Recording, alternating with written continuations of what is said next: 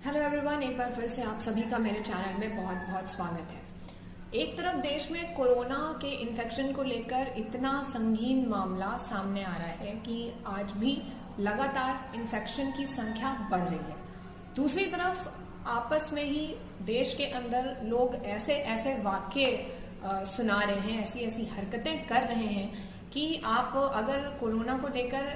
अपने आप को बचाते हुए घर में बैठे हैं तो आपको चैन नहीं होने वाला है, क्योंकि यहाँ पर इंसान को ही इंसान का दुश्मन बताया जा रहा है। अगर हम मीडिया की तरफ चलकर न्यूज चैनल्स की बात करें और ऐसी कुछ खबरों की बात करें जहां पे सीधे सीधे ये दिखाया जा रहा है कि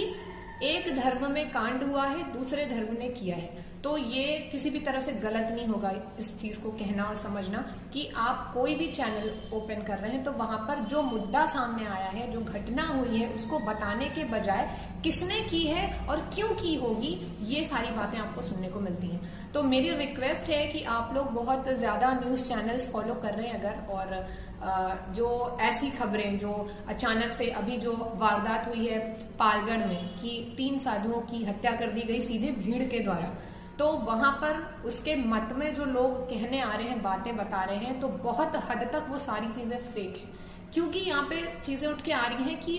जो भीड़ आई है सामने, जिन्होंने हत्या करी है, उनको लेकर टिप्पणियां हो रही हैं कि वो मुस्लिम्स थे, वहां पास में एक मुसलमानी इलाका है और ऐसा है वैसा है। उद्धव ठाकरे को आप जानते हैं, उन्होंने एक इंटरव्यू में ये क्लियर कर दिया है कि ऐसी बातें, आग लगाने वाली जो बातें हो रही हैं, मीडिया ही ज्यादा कर रही है, तो वो आप मत करिए, क्योंकि यहाँ कोई भी ऐसी चीज नहीं हुई है। किसी संप्रदाय को लेकर, किसी मजहब को लेकर कोई भी पॉइंट नहीं आ रहा है सामने कि किसने किसको मारा है और किस वजह से मार दिया है। तो ये नहीं है कि हिंदू ने मुस्लिम को, मुस्लिम ने हिंदू ने, ऐसा कुछ नहीं हो रहा है। तो कृपा करके ये बातें मत फैलाइए। और जो सोशल नेटवर्क्स पे इन न्यूज़ को शेयर कर रहे हैं कि वहां उस भीड़ ने हिंदू को मार दिया, संतों को मार दिया, पूजनीय संतों को, तो ये बहुत गलत चीज है। हुआ है, संतों के साथ ही हुआ है, 3 लोगों को बेवजह मार दिया गया। उस वक्त पुलिस क्या कर रही थी, जो सुरक्षा कर्मी थे वो क्या कर रहे थे, और अगर पुलिस ने रोका तो जिम्मेदारी उनकी बनती है कि उन्हें सेफली फिर से वहां से हटाया क्यों नहीं, बचाया क्यों नहीं, जाने क्यों नहीं दिया। और दूसरी चीज, अचानक से भीड़ आती है और वो भीड़ लॉकडाउन की वजह से जो एक ब्लॉकिंग कर दी गई है पूरे देश में हर जगह, तो वो भीड़ अगर आती है तो वो कहां से आती है, कैसे आ गई इतनी अचानक से भीड़ और किस जगह से आ गई, कुछ भी किसी के पास कोई क्लियर कंक्लूजन नहीं है इस बात का। और सिर्फ फेक न्यूज़ के आधार पर यह बताया जा रहा है कि मुसलमानों ने हिंदू को मार दिया या हिंदू ने मुसलमानों को, जहां जहां की न्यूज़ है किसी ने मार दिया। उसके अलावा जो अभी एक और न्यूज आई है, प्रयागराज में एक प्रोफेसर को पकड़ा गया है जो कि पॉलिटिकल साइंस के प्रोफेसर हैं, और उन्हें पकड़ा गया है कि वो मतलब अरेस्ट कर लिया गया है कि वो तबलीगी जमात के जो लोग हैं उन्हें शरण दिए हुए थे, उन्हें छुपा कर रखे थे। अब यहाँ पर भी ठीक है, ये बात ठीक है, सच है, सामने आ रही है न्यूज़ में, वह बताया जा रहा है, ओके। पर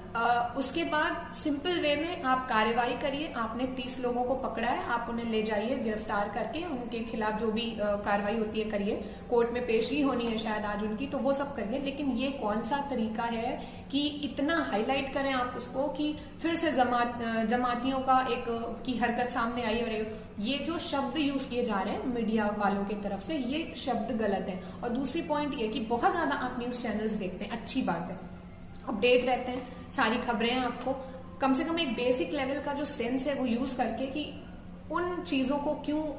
कहती है मीडिया, वो शब्द जो भड़काऊ शब्द हैं, वो ऐसे शब्दों को क्यों यूज करती है कि आम आदमी, जो लोग रहने वाले हैं, वो आपस में इतनी बातें करें, बकवास करें, लड़ जाएं, भिड़ जाएं और बहस करें, मतलब ये सिचुएशन।